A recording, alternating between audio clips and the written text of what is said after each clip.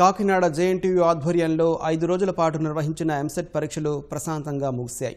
రాష్ట్ర వ్యాప్తంగా 115 కేంద్రాల్లో జరిగిన కంప్యూటర్ ఆధారిత పరీక్షల్లో ఇలాంటి సాంకేతిక సమస్యలు తలెత్తలేదని ఎంసెట్ కన్వీనర్ సాయిబాబు వెల్లడించారు.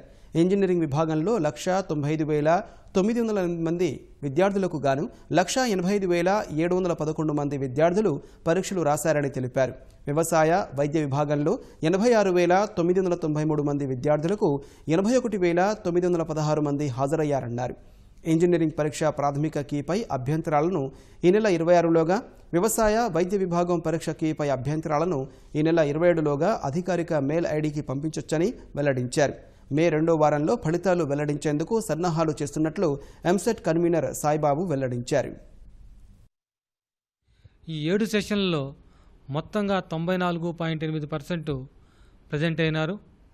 అట్లానే ఏఎం స్ట్రీమ్కి సంబంధించి కూడా 94.166% ప్రజెంట్ అవడం జరిగింది.